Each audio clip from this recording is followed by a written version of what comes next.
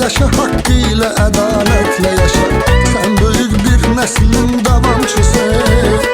Sen büyük bir neslin davamçısı. Övladısan hem özün fəxrimiz ol, hem bu fəxarətle yaşa.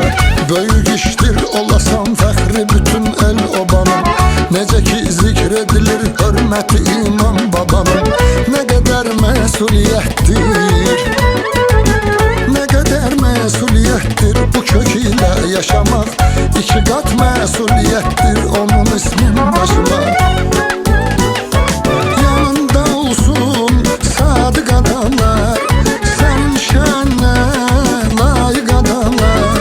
Adını koymuşum iman, yaşa güler üz firavan. Sana verilen bu adı koruca tut her zaman.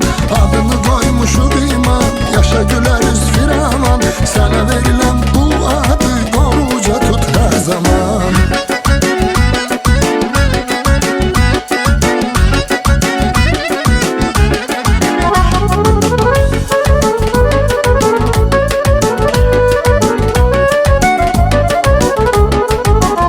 Hayat yollarının hem enişi hem yokuşu.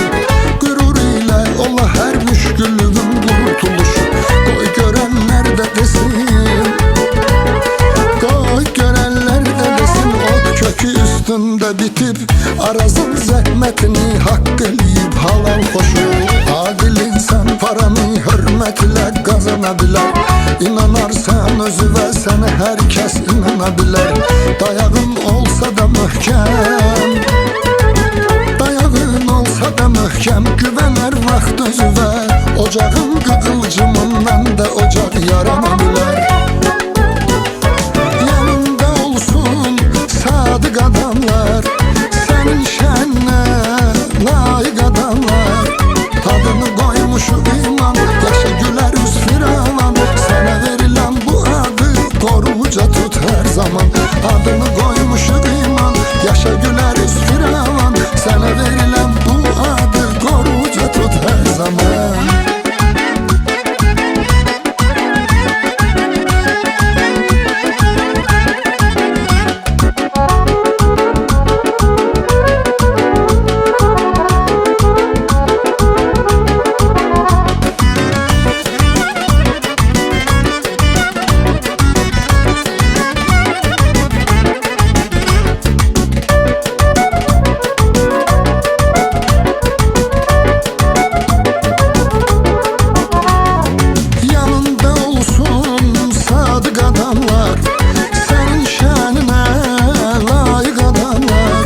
Adını koymuşu